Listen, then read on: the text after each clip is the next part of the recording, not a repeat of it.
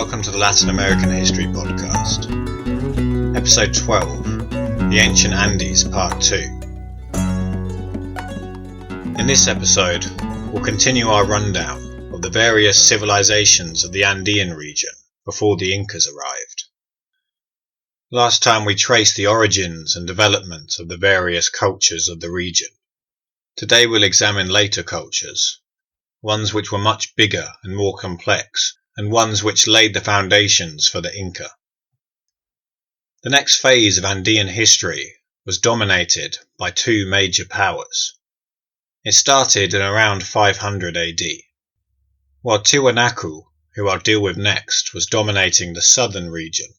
Another empire was rising in the north. From their base near today's city of Huanta, they quickly expanded and built what was to be the largest state so far in the Andes. In doing so, they also created the region's first multi-ethnic empire, incorporating people from different cultures into their state. They were known as the Huari. Their territory encompassed much of Peru's coast and mountain regions. There has actually been some debate about whether the Huari should be seen as one unified state. Some argue that they were more a collection of peoples without a central government, and even those who argued that they were one empire concede that it was probably a federalized one that allowed conquered rulers to stay in place underneath the main government. Evidence to point towards a centralized authority include the extensive network of roads which were built during their rule, as well as the terraced fields they developed to allow them to carve more land out of the mountains. These can be found throughout their territory, suggesting that they bought the technology to conquered areas. They certainly had a royal family, and the discovery of a tomb at El Castillo de Huame suggests that this royal family was well thought of. The tomb was only discovered in 2013, and it dates back to before 1000 AD. It consists of a large pyramid, within which is a stone throne room. Below the throne is the burial chamber. Inside the chamber, we found 1,200 artifacts, many of which were very impressive. They included gold earrings, jewellery, and silver bowls. There were also 60 human bodies inside, buried in rows in a seated position. These were people of impressive wealth. El Castillo de Huame is in the far north of Huari territory. The fact that this tomb was so far from the capital again suggests a degree of unification to the state. If this royal family lacked strong control over their peripheral territories, it's unlikely that they would have been buried there. They seem to have expanded north fairly quickly and gobbled up all of the smaller kingdoms and peoples around them. Their movement south, however, was checked by Tiwanaku. It's been suggested that these two great powers existed in a kind of Cold War state. They were probably rivals, but war was held at bay by the threat of mutual destruction. Like in the Mesoamerican region, deities and religious practices were shared and borrowed by different cultures in the Andes. The most popular Huari god seems to have been the staff god, a deity who is usually depicted holding a staff in each hand and who was believed to have created the world. He'd been around since the days of Norte Chico, and later the Inca would turn him into Viracocha, one of their most important gods. The Huari were noted for their pottery and for the high level of skill which went into painting it. Much of their work survives today and can be found across South America and even in the USA. Historians recognize the Huari as one of the most important civilizations in the Americas. They share this status with their rivals, Tiwanaku. High up on the Altiplano, about an hour's drive from La Paz, Bolivia's capital and main population centre, lie the ruins of their capital, also known as Tiwanaku. These people built an empire that stretched across 3 countries, from Peru through Bolivia to Chile.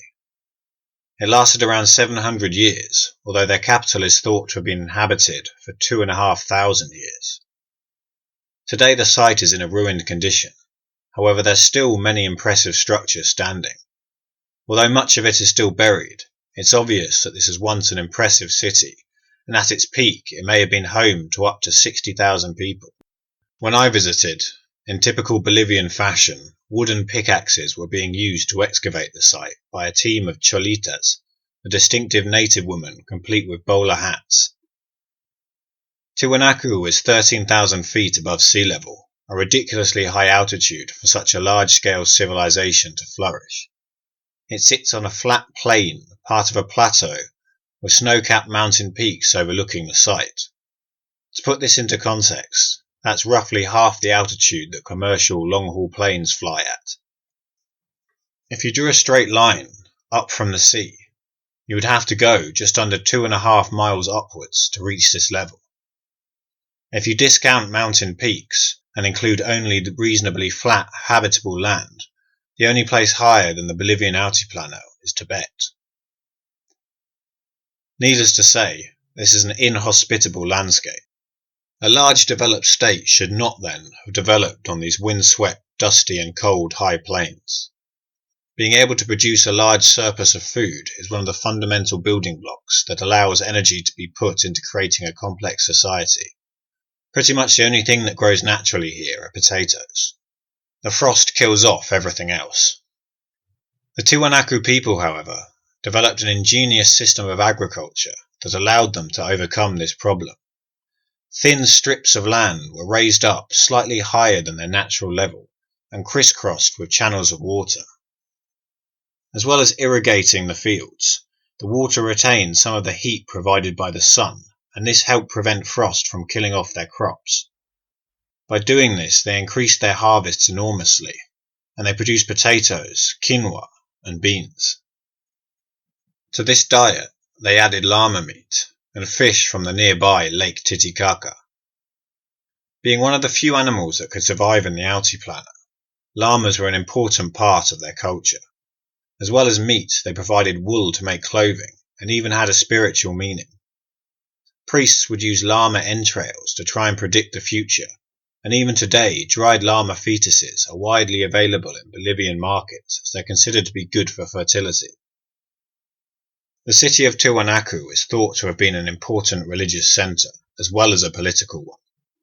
Even today it is revered by Bolivians, and President Evo Morales chose the site's doorway to the sun as the spot for his inauguration ceremony.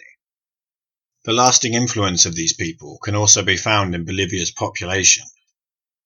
Today most Bolivians are indigenous, and alongside Spanish speak their own languages.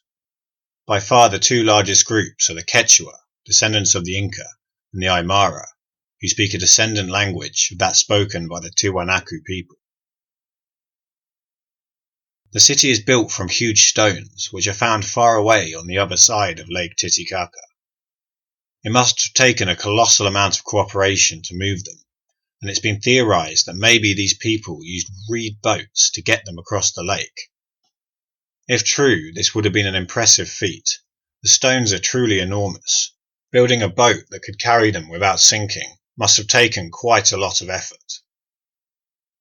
Tiwanaku's imperial phase lasted from 300 to around 1000 AD, although, like the Huari, there seems to have been some dispute about the structure of their state. It appears that they created colonies in various parts of the Andes, which they populated themselves. Many other peoples lived in the area, which was under the influence of Tiwanaku. The terms of this arrangement are unclear.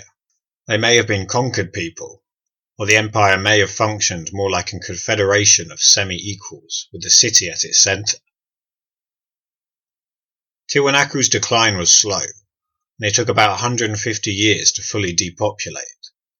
This, along with scientific data, suggests that climate change may have caused it to struggle. However, there is evidence of deliberate destruction of some of the buildings, meaning that civil unrest could have played a part. The trend of successive Andean civilizations growing larger than their predecessors was continued by the Chimu. At their height, these people controlled an area 500 miles long along the Peruvian coast. They are thought to be cultural inheritors of the Moche people, and their society was heavily influenced by the achievements of these predecessors. Their capital was Chan Chan, an impressive walled city that was home to up to 100,000 people. It was a sprawling place, and is still impressive today. Like all the cultures of the desert-filled Peruvian coast, the Chimus were masters at irrigation techniques, and they created a network of canals to feed their fields. They also imported soil on an industrial scale, something which must have been very labour-intensive. Theirs was an artisan culture that produced fine textiles and pottery. Different parts of the city were given over to different professions, and the job you were born into is what you would do for life. Hierarchy was an important part of Chimu life, and their society was strongly stratified. It seems that the elite included the nobility of conquered peoples. Rather than deposing them, they incorporated them into their society. This nobility lived in palaces behind huge walls, cordoned off from the general population. An interesting feature of these palaces is that there were so many of them. Chimu inheritance split the king's possessions amongst his children, rather than giving them to his heir. This meant that the heir had to build a new palace and work hard to establish his power and wealth in his own right. Chimu religion was polytheistic, but special regard was given to one god who represented the moon and the sea. Human sacrifice was a part of their religion, and we've uncovered the skeletons of many children who appear to have been killed for ritual reasons. Chan Chan was around for a few hundred years, having started to really thrive in around 1100 AD. Who knows how long they would have lasted if it weren't for the arrival of the Inca. There is one more culture which deserves a mention before we move on to the Inca. The Chachapoya people. They lived tucked away in what is today a remote region of northern Peru. They lived up in the mountains, but in an area where the mountains start to give way to the Amazon jungle lowlands of the east. It's theorized that they may themselves have once been Amazon people who migrated up into the Andes. Their favourite choice of homeland put them in the perfect place to take advantage of the differences in the two ecosystems. The Chachapoyas took the role of middlemen traders, bringing plants and other goods that originated in the hot, steamy lowlands up to the high mountain kingdoms of the Andes. In order to achieve this, they used rivers to quickly move through the difficult geography. Although the Andes run along the extreme west of the South American continent, there are many rivers which flow east into the Amazon basin and across hundreds of miles of continent, rather than west over the tens of miles it takes to reach the Pacific. This allowed the Chachapoya to travel quickly down from their mountain homelands and into the jungle. Here they collected the goods which could not have been produced by the mountain civilizations and sold them on. It's thought that this trade helped them grow rich. Like the other Andean civilizations, the Chachapoya did not have writing. They did, however, use the quipu. Now these have actually been around since almost the very beginning of Andean culture, so they're by no means a Chachapoyan thing. They were also used extensively by the Inca, and it's in relation to them that the quipu has become most well known. Anyway, I mention them here because they need mentioning somewhere, and here is as good a place as any. So what is a quipu? Well, at first glance they look like some sort of decorative piece of clothing. They consist of a bunch of fabric strings tied along the length of a main string. Sometimes these strings have different colourings, and each one has a series of knots tied into it. We have known for a long time that these were used to record numerical information. The number of knots might record things like dates or debts, for example. We now believe, however, that they may have been a substitute for writing. Instead of using letters or symbols, the ancient Andean people may have used variables in the quipus to signify sounds and words. The lengths of the strings, the distances between them, their colour, the positions of the knots, and even the type of knot all had a meaning, which you could read like a book if you knew how. Unfortunately, we don't know how, and until someone works out how to read them, their contents are a mystery. Things like this provide a fascinating example of human resourcefulness. We tend to think you either have writing or you don't. It doesn't often occur to us that there might be alternative ways of recording information. Perhaps if our most ancient ancestors had done things slightly differently, we would all be using knots and strings today, rather than pen and paper. One of the most interesting things about the Chachapoya is their method of burial. Not for them were simple graves on flat ground. Instead, they chose to put their bodies in caves halfway down sheer cliff faces. You can see these burials if you watch Jago Cooper's documentaries, Lost Kingdoms of South America. This series came in very useful when researching this episode, and as he is an academic and head of the Americas at the British Museum, I consider them to be academically rigorous enough to use on this podcast. They are available on YouTube at the moment, and if what I'm describing in this episode interests you, I recommend you check them out. Anyway, in watching the episode on the Chachapoyas, you can see with your own eyes how inaccessible these caves are. The ones Cooper visits are halfway down a vertical 300-metre cliff face. Cooper has enough trouble getting to them using modern techniques and equipment, so how these people climbed up and down these cliff faces while carrying the bodies of their dead is a mystery.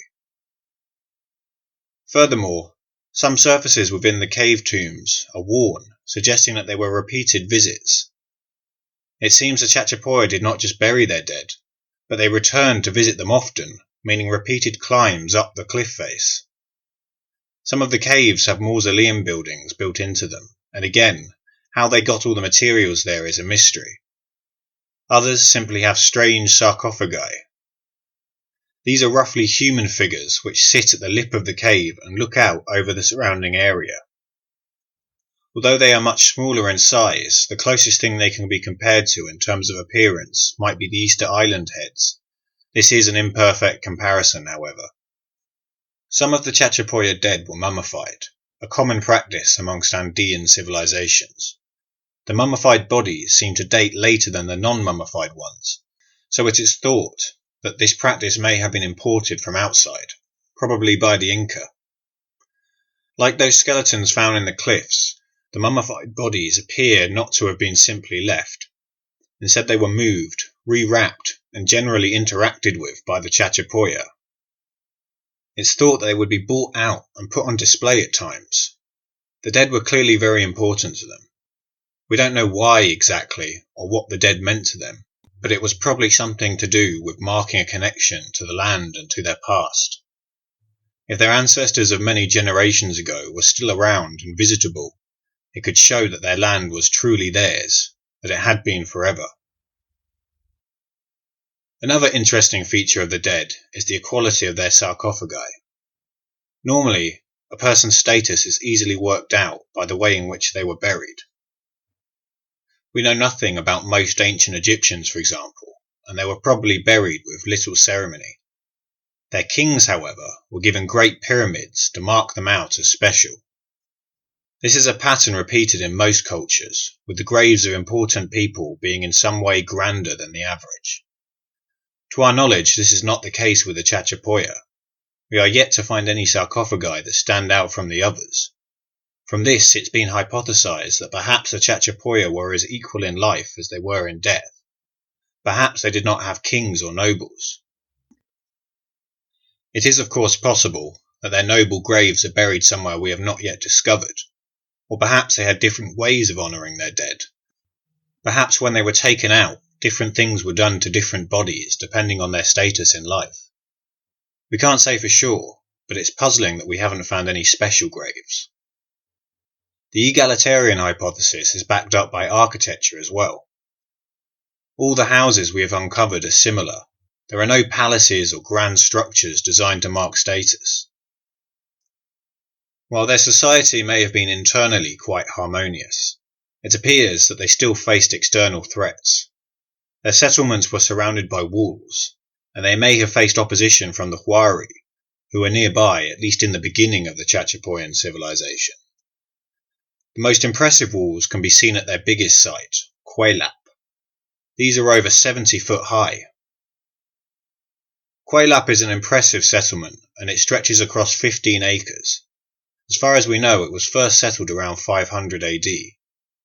With its walls, it looks like a fortress, but it's thought that it may have had a ceremonial purpose as well. Its walls are full of burials, and it's thought that the bodies were brought here from all over Chachapoya territory. We know little more about Quaylap or the Chachapoya, but it's clear that they were one of the most important civilizations in the Americas. Quaylap itself deserves to be counted among the great sights of the New World. So that ends our rush tour of Andean history. As you can see, there is so much more to the region than just the Inca. A succession of civilizations rose and fell over thousands of years, each learning from the last and building on their achievements. There are just so many of them, and the region's history is as rich as that found anywhere else in the world. I hope these episodes held your interest. There was so much to cover that I decided to do away with analysis completely and just outline what we knew about each one. This also meant foregoing the depth and level of detail which I've aimed for in previous episodes. It was the only way to get through all the material, and in truth, each one of these civilizations deserves an episode of their own. As the purpose of these pre-Columbian episodes is to lay the groundwork for the Latin stage of the region's history, I decided not to go down that route. If you are interested in learning more, however, I will be putting some resources, both academic and non-academic, up on the History of Latin America website. You can use these to discover more about particular civilizations covered in the last two episodes. The website can be found at www.maxsargent.com/the history of Latin America. Sargent is spelt Sergeant. You can also find more information about the show at the Facebook page, facebook.com/the history of Latin America. Alternatively, you can find the podcast on Twitter. The handle is @historylatinam. That's history Latin AM. Before finishing, I'd like to say that looking at the statistics, this podcast is growing. More and more people seem to be listening to it. That's really encouraging. If you like the podcast and you'd like to help other people find it, I would ask you if you could be so kind as to leave a review on iTunes, or to tell anyone you know who might be interested in it. Thank you. I really appreciate the support. Next episode, we move on to the first of three about the most famous Andean civilization, the Inca. Until then, thanks for listening.